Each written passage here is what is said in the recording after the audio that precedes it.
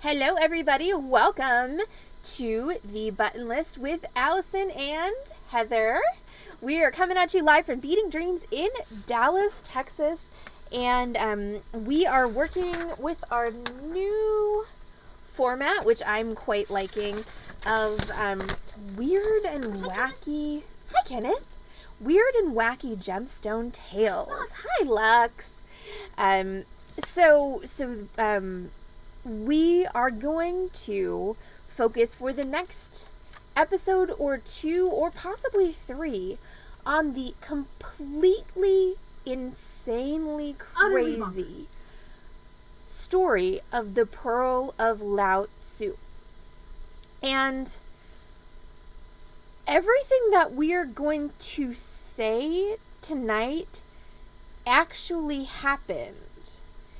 Except some of the things that actually happened were somebody saying things that didn't actually happen. But they were said out loud on purpose. Like, bonkers ass as this story is, like, it is all true except for the parts that are fake. All words were truly said. All words were not truly meant. Yeah. So, all right. So I do want to credit a lot of the research from this podcast, or for this podcast, this particular episode came from an article written in 2018 by Michael LaPointe for The Atlantic. There was also, of course, some internet sleuthing that happened, but Michael LaPointe did a really good job of kind of. Really fascinating. It's a very fast. It's also really big. Like, it's large. Yeah. It's a lot of pages. So, Mr. LaPointe did a very good job of kind of collating all of the disparate elements in one place. It reads like a soap opera. It is freaking nutballs. Honestly, all the details that we are going to give you tonight are not all the details. So, yeah. If you have access to that, please. No, don't tell them to read it. They need to come back next week and listen to us. No, they also need to listen. They need to listen to our podcast for the next week or two. And then I'll post a link to the article. Read the article. Seriously. Yeah. There's even more. There's even more. It's crazy. Okay, so. Yay for journalism. Right? Okay, so we're going to start with Heather. And Heather is going to take us to the Philippines in May of 1934. Picture it. Philippines, May 1934. So, there's a diver who gets eaten by a giant clam, as one does. But obviously, that's not quite how that went, because, first of all, divers are not eaten by giant clams. Giant clams survive on algae, because they're just like that. That's what clams how they do. Yeah, they suck in... They're vegetarians. They suck in water and they spit it out. So, after they've taken what they can from it. So, the giant clam is... Heather's too quiet. The species name is Tridacna gigas, which is the most common species of what is called the giant clam. They are truly huge. Heather can be bigger. They are big enough where they actually could trap an entire human diver in them and unfortunately have him drown before he's able to be helped. I did raise my voice a little bit. I lost to Heather. Crap. That's okay. I'm going to keep talking. Do it. But anyway, this poor diver, he did. I made you very small. You are wee tiny. I'm like the period on the button list. Yeah. If they were calling, we'd need two of me. There we go. Be small. I know. She be small. So. I will work on the audio while okay. Heather's. I'm just gonna keep talking. While Heather's heathering. I mean, when do I have a chance to be so small? Okay, I think we're the same size now. I think so. Yes. Cool. So, giant clams do make a pearl, and they make non-nacreous pearls, which means they don't necessarily look like the pearls that you're used to. The judgy wood pretty is in the way. Pretty part of the pearl is the nacre. So a non-nacreous pearl doesn't have that shimmer to it that makes a pearl amazing. Somebody tell me if that's better. So they make these giant pearls. Some of the pearls are pretty huge. This one was about 14 pounds. Yeah. When they eventually recovered the diver, maybe. But they recovered the diver and brought him and the clam to the surface and discovered this pearl in it that was, seriously, 14 pounds of pearl. That's like 2 newborn babies. Which is insane. Made of pearl. And so the clam... That's so weird. The clam was pried open. They found the diver and, put him to rest and all that. And the clam with this pearl went to the tribal chief. Well, 14-pound baby pearls are pretty exciting, aren't they? So the chief looked at the pearl. We're sharing a microphone, so I don't know what the phone is. The pearl looked like it had the face of the Prophet Muhammad on the pearl. So he named it the Pearl of Allah. Fast forward a little bit, not very long, but a little bit, and this is still in the 30s. Wilburn Dowell Cobb comes to the Philippines. He's an American, and you know how he's a Filipino American. I forgot to put that in the notes. Oh yes, he is Filipino American. So he comes, which is partly why he's hanging out in the Philippines. So he meets the chief. He sees the pearl. He offers to buy the pearl, but the chief says he will not sell because this pearl has the image of Allah or of Muhammad, and so it's the pearl of Allah, and it's therefore important. It's not goodness. Okay.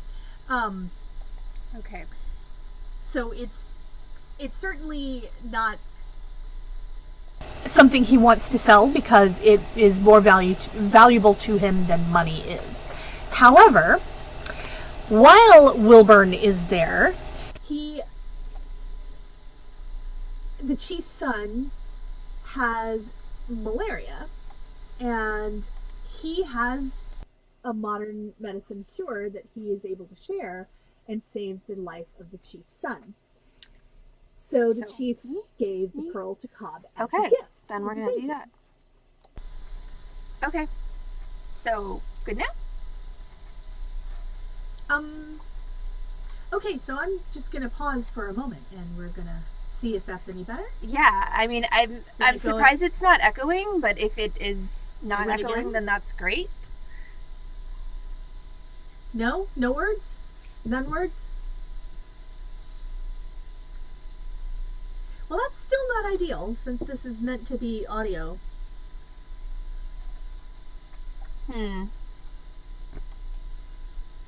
Lux hears words. Maybe it's just because she's trying really hard to hear me. Well, I did a couple of switchies, so we may be dealing with... Okay, but then I undid it, but then I redid it. What if I close the curtain? Do you think that's interfering at all? Probably not. Okay. Okay, well, let me... And it's not Lux. All right, so... Okay, I'm going to go turn off the tumbler. We're going to start with that. We have a custom order that's in the tumbler. And for those of you who are already watching, we may start that again so we can cut this correctly, and apologies for that. Do we want to start over? Huh? Do we want to start over so we can hear the whole thing? Okay, let's just verify. Hi, Tallyfet. Hi, Tallyfet. The extra loud option, less sensitive. Well, okay, where are we right now? Like, because you've got to catch up. Are we? Okay, so hold on. We're gonna do a thing and some stuff. Yeah, and some stuff.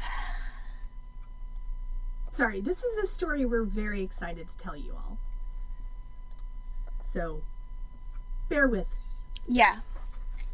I might be holding a thin piece of cloth over my mouth. You don't know. Well, it's just so annoying because it's like... Okay, so you're 2 Logitech. In my stocking, Santa brought me one of the Hot Mess Pinky. Oh, that's awesome. Microphones, so yeah. I'll just yell. Okay. Don't do that. Alright, we're going to try this one more time. This is what I did before. I'm not going to undo it this time, so... Okay. Alright, so now we're going to see how we are. How does this happen? How does it sound? How does it sound? And then we'll start over. And I'll tell it in a more streamlined fashion. You guys got to hear Using a stentorian voice? Yes. You know how I am. I'm the same. Oh, what the heck? Dang it.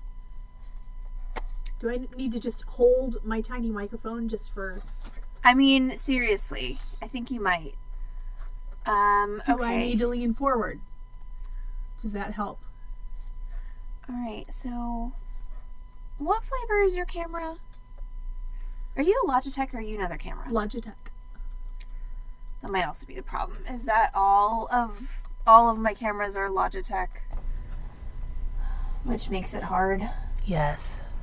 That is... No. What? Leaning forward, talking through a poster tube. What the hell? Wait, what happened? Okay, so no one knows why it's better? I'm scared to do anything right now. We're just going to let that sit there? We're just going to let that screen sit there and we're going to keep going. Okay, we have no idea what we look like because we cannot see you. Or us. I think I can move this. Nope, I can't. Nope. So, now Heather's very loud. We got Annie. Is this better? If I'm just normal? I'm scared to hit okay. Like, no, that's not the right window. Yeah, I can't. Okay, I can't do anything. So. Sitting up straight with the window open is okay? Is that... Where are we? Weigh in, please. Because we literally can't see. Okay. Okay. All right. Awesome. Okay. So we're gonna go back to we're gonna take a way back to the beginning of the story, to the Philippines in May 1934. And I used my picture at Philippines, 1934. So there is a species of giant clam named Tridacna gigas, and there are lots of giant clams out there. Turns out this is the one that's most commonly referred to as a giant clam. It tends to make pearls that are very large, as befits its stature. And these are non-nacreous pearls, so they're not like the pearls that we're used to. They don't have the shimmer on the surface, because the nacre is the part of the pearl that's pretty, that looks like pearl to us. So these are big pearls, but they don't have that same exact look. Thank you, Mary. So there's a diver from this clan, and he's diving offshore, and he accidentally gets trapped by this giant clam, and he gets eaten, but not really eaten, because clams don't eat people. They smash people accidentally, but clams eat by pulling in water and getting all the good stuff from the water that they can take, and then spitting the water back out, and then they just do that over and over again. And so this poor diver kind of got sucked in and did not get spat out in a good amount of time. So he did. And He did. he Literally says it in the script. It does. I said it. I've said it both times because he did. So they know where the diver was. They go after him. They find where he is, and they bring up both the diver and the clam. And inside the clam is a pearl, non-nacreous pearl, that weighs 14 pounds. Like the size of a couple babies, unless they're really, really chunky babies. But really, like, really well-cooked babies. yeah, like if you've got a 12-month-old baby who's freshly born, then that's a 14-pound baby. But that's not the usual. Well, I mean, that's fair, but I feel like his lifespan was still shortened. It was shortened by being significantly by being in a clam. In a clam, yes. Yeah. I mean, that's not where most of us choose to hang out. Yeah. So the chief of the tribal clan looks at the pearl, and he says that he sees the face of Muhammad in the pearl. So immediately, obviously, this pearl becomes very precious to him and to the people who found it, and he refers to it as the Pearl of Allah. And fast forward a little bit. So he got clam jammed. He did, in fact, get clam jammed. It is true. Oh my gosh. Tallyfed is not wrong. Nope, Tallyfed is not wrong. So, fast forward a little bit. It's still in the 30s, but it's a little bit later. So the group has had this pearl that's sacred to them. And there's a Filipino-American named Wilburn Dowell Cobb. And he comes and he's in the area, and it's not overly clear why he was hanging out there, but he was. And he offers to buy the pearl from the chief. He may have been there to buy the pearl, who knows. But the chief says, no, I will not sell it because this is sacred. And so, sorry, no, it's not for sale. Money is not as important as the pearl. And while Cobb is there, the chief's son has malaria, and Cobb has the most modern medicine available at the time, which ends up working for the chief's son. So after the chief's son lives, thanks to Cobb, they give Cobb the Pearl of Allah as a thank you. Not a monetary transaction, because again, we're talking about something that's sacred, but they give it to him as a thank you. And then, Allison. So now let's pivot forward a little bit to 1939. So Cobb gets somebody to write up a bogus appraisal for this pearl, saying that it's one of the most rare pearls ever and it's worth $1 bajillion million. And this gets Cobb a spot on Broadway at Ripley's Believe It or Not, where he's showing this pearl. And then things start to get crazy, because now Cobb claims that while he was showing the pearl at Ripley's, an elderly Chinese gentleman of highest culture and significant wealth, Cobb's own words, saw the pearl and burst into hysterical tears as soon as he beheld it, and confirmed that this was not the Pearl of Allah as it had been named, but the long-lost pearl of, how do you say it, Heather? Lao Tzu. How do you say it in English? Lao Tzu. How do you say it in Chinese? Lao Tzu. How do you say it in Japanese? Lao Tzu. So, hello, Chinese is a very tonal language. So, this Chinese gentleman who Cobb referred to as Mr. Lee, claimed that this was the long-lost pearl of Lao Tzu. So, what is the Pearl of Lao Tzu? Well, according to Mr. Lee, which, by the way, I just want to point out that no one has ever seen this Mr. Lee except for Mr. Cobb. Mm-hmm. So, according to Mr. Lee, in 600 BC, Lao Tzu carved an amulet depicting 3 faces: Buddha, Confucius, and himself, because obviously humility was not one of his virtues. He inserted said amulet into a clam so that it could create a pearl. And then, through some divine mechanism, this mystical pearl was transferred to larger and larger and larger and larger clams over the years until the Tridacna gigas was the only clam that was big enough to contain this mystical pearl. And that is 14-pound pearl. 14-pound pearl. Yeah. And so that is where it was when, again, poor dead guy led to its discovery in 1934.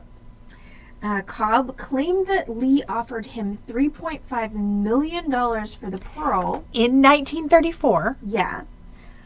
And trust me, those numbers are just going to go up until they go way down. Before 1939, at least. Yeah. But Cobb, being a principled man, refused to sell the pearl, just like the chief before him. Yes. And then Mr. Lee returns to China and is never heard from again. Shocking. Yeah, no, I am not going to try to adjust that for inflation because that number is big enough already. So, Cobb, being an absolute champion human. Yeah. I mean, so far, he's... So amazing. Yeah, he's just such a great guy. He's just going around saving everyone, and who knows if that's actually at all what happened ever. In 1939, he left his wife and eight children to come to America with the pearl because he really loved that pearl. And did you $79,911,011.77. Did we include in here where the daughter kicks the pearl? I think so. I think we referred back to it, but I think we refer back to it, but anyway. But anyway, so one of his kids, all of them grew up in the shadow of this 14-pound pearl, like the newborn babies, the actual newborn babies. Who cares about them? We've got a pearl. So he and the love of his life, this giant pearl, go to America. And of course, Japanese occupation of the Philippines begins in 1941. So he can't get to his kids can't get to him. Well, but he didn't. I don't think he wanted to get to his kids because he joined. No, he didn't. This isn't in the notes, but he joined the Merchant Marines. Yeah. And sailed around for a while. Yeah. While his kids were being their homes were being razed and people were being massacred. And I don't even think he tried to get back to his wife and kids. No. So but again, one of his kids, Ruth, champion human, got so mad one day she kicked the pearl. Because she was. Yep. And she was just a little kid, so kicking a 14-pound pearl would probably not have felt very good. Yeah. So anyway, yeah, champion human. And yes, exactly. Thank you, Ruth, for sticking up for yourself as much as you were able to as a tiny human. Yes. So Cobb is living the high life. He's got this pearl. He's in the U.S., but when he's with the Merchant Marines, he traveled with the pearl, correct? He did. It was in his suitcase. Yeah. The whole time. Because, again, love of his life. Yeah, Ruth actually, in one of the later interviews, said that she didn't think he was psychologically capable of being separated from it. Yeah, at one point it became an organ in his body. That's a healthy relationship. Right, exactly. So, the next thing we hear is in 1967. There are just some stories, because he definitely loved to show off his pearl. Like some men like to show things off. So, 1967, there is the San Francisco Gem Laboratory. The operator of that was Lee Sparrow in 1967, and he speculated that the pearl might be worth as much as $40 to $42 million, which is, again, quite a lot of money. Quite a lot of money, and upon very little concrete. I think it was based, if I remember from the article, it was based solely on the weight of the pearl. It wasn't based on the But quality it didn't or take quality or anything into account, or the fact that it is non-nacreous pearl. right. He Like, there's this rock. valued it like It's a lot of clams. right? So he valued Thank you, it like Julie. it was a gem quality pearl, when in fact it's But not. it's not. It's But this just serves to burnish the reputation. right. Of So this now, you've got this appraisal. So, enter a character named Victor Barbish. He's not connected to the pearl yet. Yes.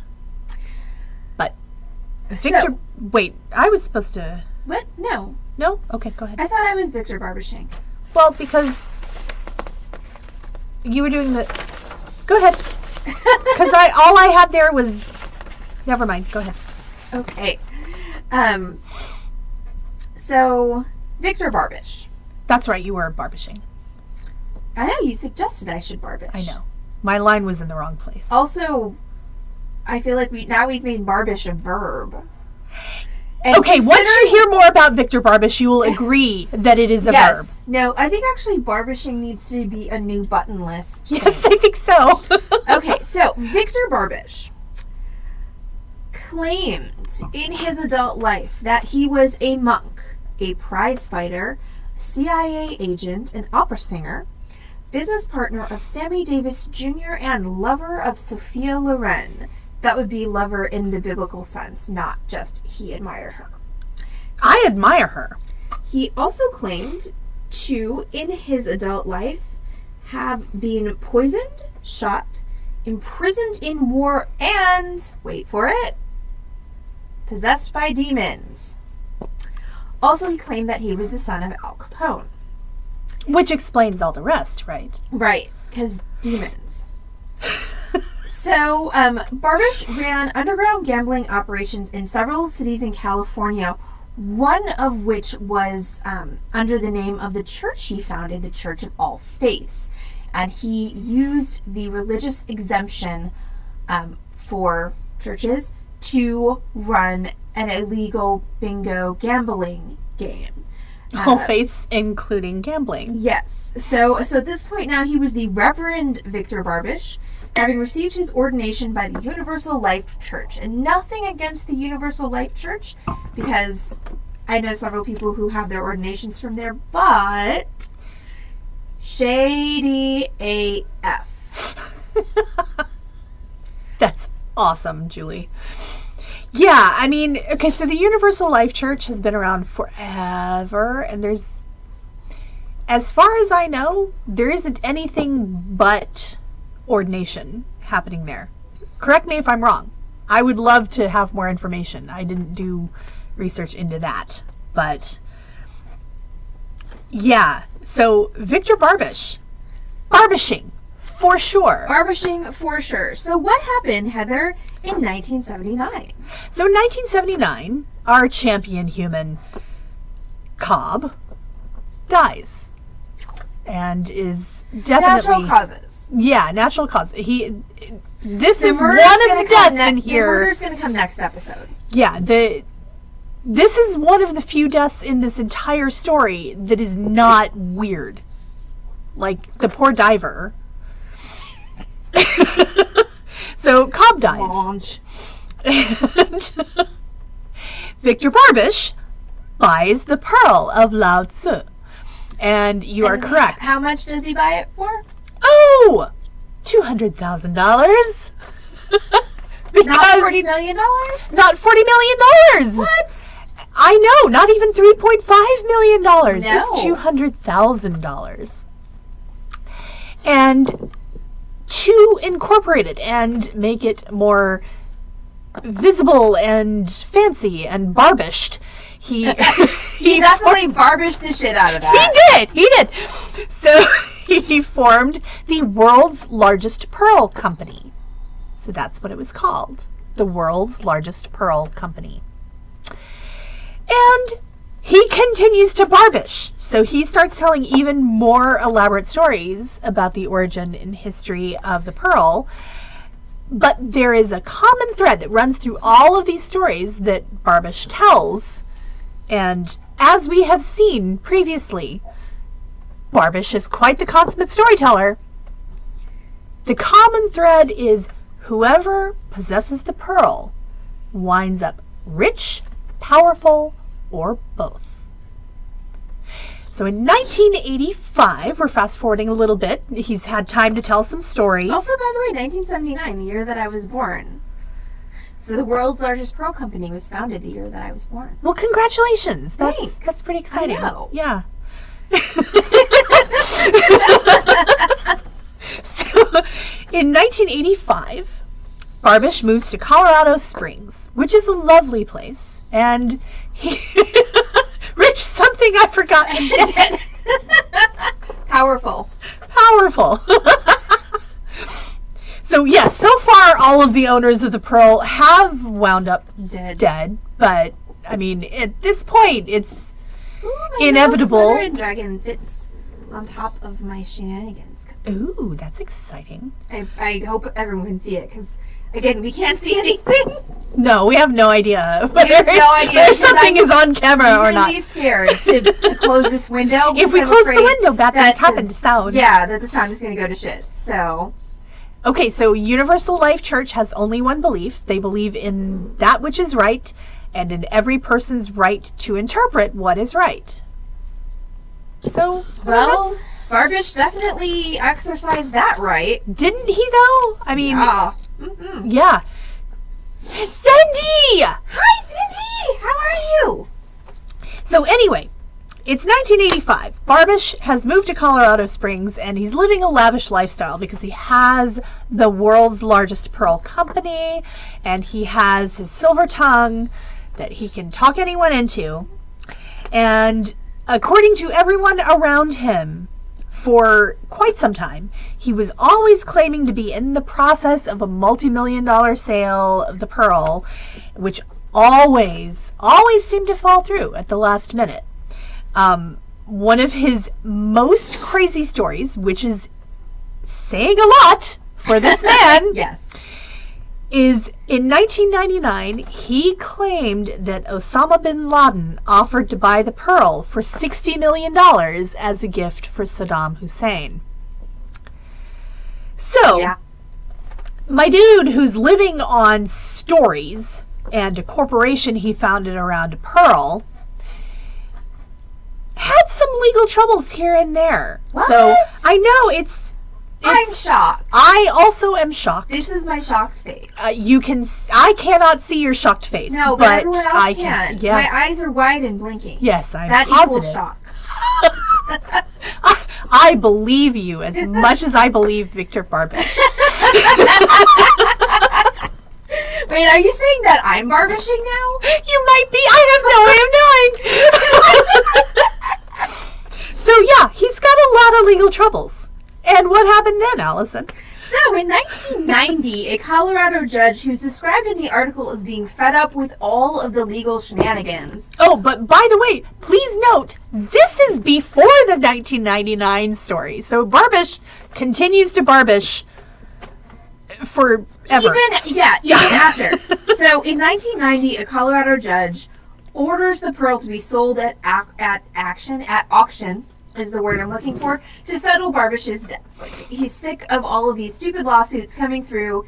Like, he's just like, you need to sell this thing, and you need to pay off the people you owe, and then you need to go crawl in a hole and, like, never darken my courtroom again. So, I wish some judges were able to do that. So this is where Peter Hoffman, who's a Beverly Hills jeweler, really becomes a player in this story. Now, Peter Hoffman has been a supporting character in this story for quite a while because he somehow managed to acquire a 1/3 stake in the pearl. I'm guessing that Barbish barbished him. into giving him 1/3 of an unspecified amount of money. Right. So we don't know if this is Just a a third of what $200,000. Barbish thinks the third pearl of is worth. $40 million. Nobody knows. But Peter Hoffman owns a 1/3 stake in this pearl, and so as soon as the judge orders a pearl to be sold at auction, Hoffman's like, "Woot! I'm running the auction. Bidding starts at $10 million." Yes. And then he starts throwing around names like Ferdinand Marcos and Whoopi Goldberg, which I still feel like is so freaking random. Like, Okay, why so Whoopi Goldberg? in the same sentence as Ferdinand Marcos. I mean, how often would that have happened? I mean, well, Is definitely a question I have. yeah. So shockingly, neither Ferdinand Marcos nor Whoopi Goldberg nor any of the other big name buyers that Hoffman said he had on the hook came through. Again, this is my shocked face. Also, now Hoffman starts barbishing. This is 1990. So Hoffman also starts barbishing at this point. I love that that is fully a verb. No, it's only a verb forever and ever and ever. Yes. So, at this point, Hoffman starts to spread the story that Wilbur Cobb, remember him? Yeah. He was the first guy who got the The pearl. champion human. Yeah, the champion human who abandoned his wife and 8 children to the Japanese occupation of the Philippines. Hoffman spreads the story that Wilbur Cobb had seen... Okay, are y'all ready? Like, I don't think you're ready, actually. Everybody take a breath. Because this is... Because this... You thought it was weird already, but you don't even know. It's going to get even weirder, but this is like, we're starting to escalate the weirdness. Yeah. Okay? So, We're now... barbishing the barbishing. So now Hoffman is spreading the story that Wilbur Cobb told Hoffman that he had seen him being Hoffman, in a dream with Confucius, Buddha, and Lao Tzu, Lao Tzu. where the 3 sages claimed that Hoffman was to be the caretaker of the pearl. If you can Yep. dream it, you can do it. Apparently. Yeah. However, since none of the proposed buyers ever came through, the pearl remained in Colorado Springs in a safety deposit box, its fate in limbo.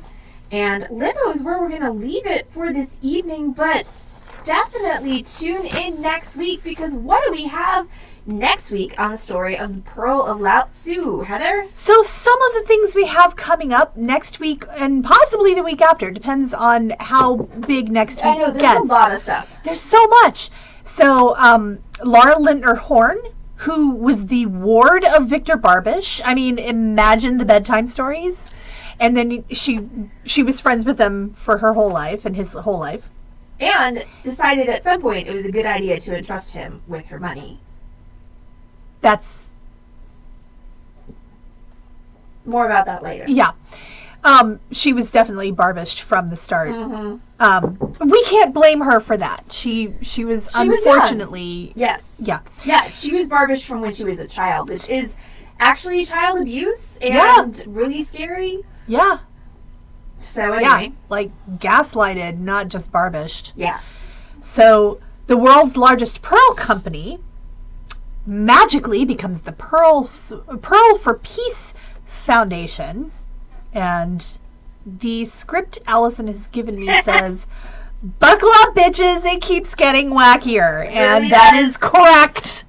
Because Yeah. Barbish ultimately is the victim of the pearl, as everyone is. He winds up he dead. goes to another plane, but there's also murder.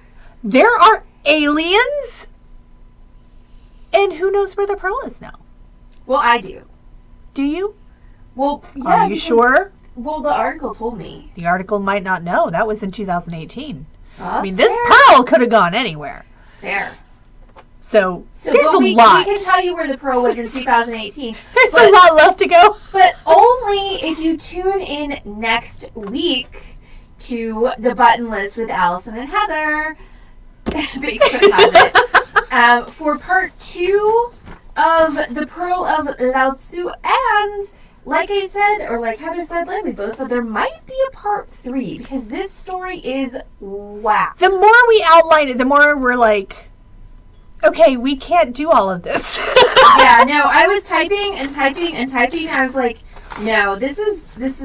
And just so you There's know, no way. this was going to be a part of the Pearls, the original Pearls podcast. I was like, Yeah, no. that was Allison, a bad no, choice. this is a pound of information.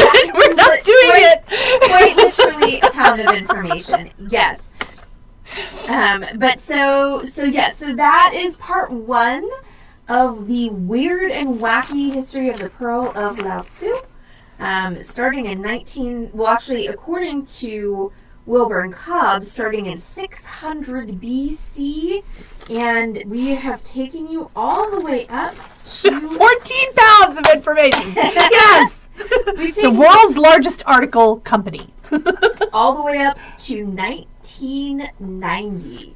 So on our next episode, we are going to continue forward in time from 1990, and we may or may not make it all the way to 2018, but we're going to take you several... We're going to take you as far as we can We're going get. to take you as far as we can get in an hour next week, and then we'll see if we've got to have a third podcast about this. This is some crazy stuff. It really Like, is. It's really nuts. So, I think that does it for us tonight. I'm sorry about the audio issues. I will go back and I will listen to this and see if I can figure out what the actual heck is going on. But thank you so much for hanging with us and persevering through the audio issues. Since we do want to eventually make this an audio-only thing, I need to figure that nonsense out. But Yes. that's going to be a problem for tomorrow. So, yeah. We can't see you, and we can't see us. anything. But- But we love you. We love you very much. So I'm Allison. That is. I'm Heather. We are from Beating Dreams in Dallas, Texas. So thank you so much for listening to our chat stream. Don't forget that we stream tutorials live every Wednesday and Friday at 6 p.m. Central Time. We do a live sale every Thursday. That's tomorrow at 6:30 p.m. Central Time. The Buttonless podcast is every Wednesday at 7:30. And Saturday, sometimes we do a Zoom so we can see all your beautiful faces. And Yes. sometimes we do a freeform where you only get to see us. But everyone have a great night. And we'll catch you back on this channel, twitch.tv/Feeding Dream tomorrow at 6:30 for the sale. We've got some pretty stuff for you. So everyone take care and thank you so much. Okay, bye. Bye. All right, I'm going to finally hit okay. Hey, look, it's us. We It's can finally see each us. That's what we look like. other. Right? Okay, bye. Bye.